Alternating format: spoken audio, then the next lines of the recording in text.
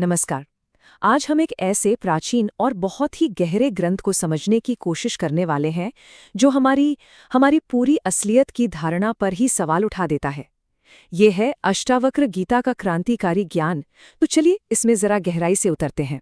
तो चलिए अपनी समझ की शुरुआत एक बहुत ही चौंकाने वाले सवाल से करते हैं। जरा सोचिए, क्या हो अगर ये जो ब्रह्मांड है जिसे हम हर पल महसूस करते हैं उसे हमने कभी छुआ ही ना हो। ये सवाल ना हमारी पूरी पारंपरिक सोच को हिलाकर रख देता है और हमें तैयार करता है इस ग्रंथ के मूल विचारों के लिए। हमारी ये जो यात्रा है ये शुरू होती है हमारे अपने मन की गहराइयों से। देखिए, हम सब ने अपने मन की उथल-पुथल, इसकी अशांति को कभी न कभी तो महसूस किया ही है। गीता के मुताबिक यही अशांत मन हमारी इस पूरी दुनिया का निर्माता है।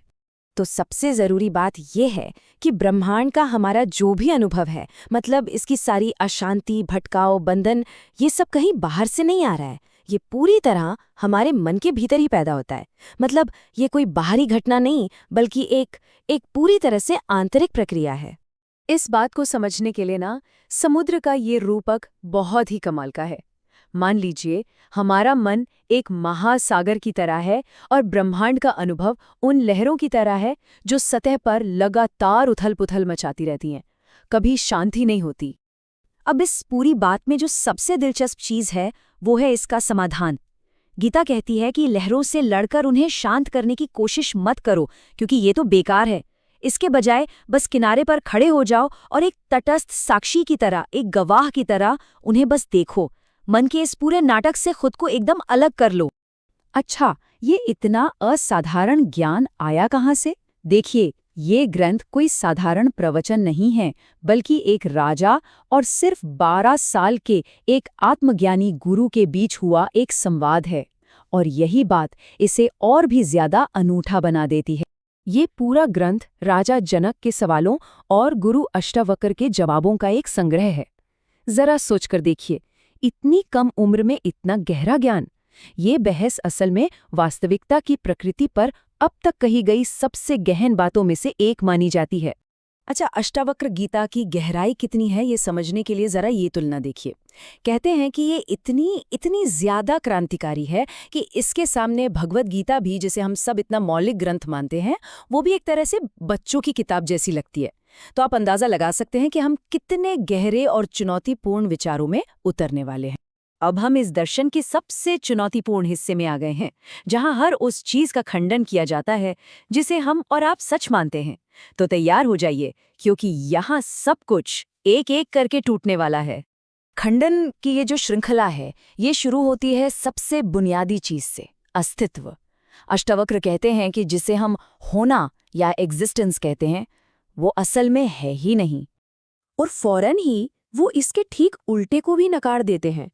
ऐसा भी नहीं है कि कुछ नहीं है। मतलब होना और न होना, ये दोनों ही धारणाएं, ये दोनों ही आइडियाज गलत हैं। ये खंडन और भी आगे बढ़ता है।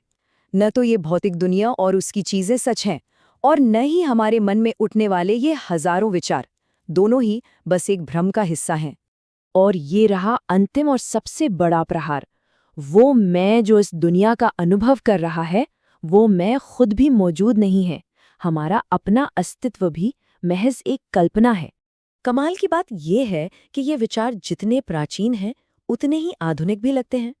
बौद्ध दर्शन में चीजों को शून्य या कहिए स्वाभाविक अस्तित्व से रहित बताया गया है। और दिलचस्प बात यह है कि आज की क्वांटम फिजिक्स भी तो कुछ ऐसी ही बात करती है।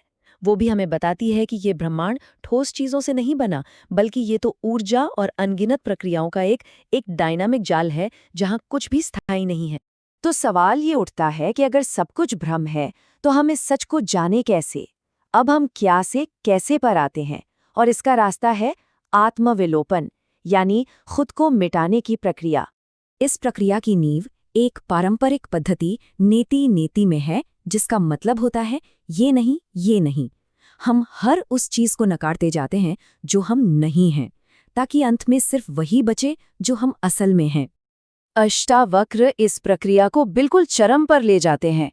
वो कहते हैं, पहले ये भाव छोड़ो कि तुम ये शरीर हो, फिर ध्यान या साधना करने का जो लगाव है उसे भी छोड़ो। यहाँ तक कि वैराग्य या छोड़ने का जो भाव है उसे भी छोड़ दो। और फिर अंत में इस छोड़ने की कोशिश को भी छोड़ दो। सोचिए, ये कितनी कितनी गहरी बात है। तो जब सब कुछ नकार दिया गया, सब कुछ मिटा दिया गया, तो आखिर में बचता क्या है? चलिए देखते हैं कि इस पूरी यात्रा का अंतिम पड़ाव क्या है। जब ये मैं का भ्रम, ये अलग होने का एहसास पूरी तरह से घुल जाता है, मिट जाता है, तो सिर्फ और सिर्फ एक चीज बचती है, अनंत असीम चेतना, और वही हमारा असली स्वभाव है। इस दर्शन का अंतिम और बिल्कुल स्पष्ट सत्य यही है। एकमात्र वास्तविकता वो शुद्ध चेतना है जिसे इस परंपरा में ब्रह्म कहा गया है। बाकी सब कुछ, ये दुनिया, ये मैं, बस मन का बनाया हुआ एक अस्थायी नाटक है। और इस पूरी बात को अष्टावक्र गीता की ये अंतिम शब्द बहुत ही शानदार ढंग से बयां करते हैं। वो कहते हैं, अस्तित्व कहाँ है, अनस्तित्व कहाँ है, एकता या द्वैत कहाँ है? मुझसे तो कुछ भी नहीं निकलता, अब कहने को और कुछ बचा ही नहीं। यहाँ आकर सारे सवाल, सारे जवाब सब शांत हो जाते। तो हम आपको इस अंतिम और बहुत ही विचारोत्तेजक सवाल के साथ छोड़ जाते हैं। अगर वो मैं जिसे बंधन महसूस होता है वो खुद ही एक भ्रम है, तो फिर असल में वो कौन है जो मुक्ति की तलाश कर रहा है? इस पर जरूर विचार कीजिएगा।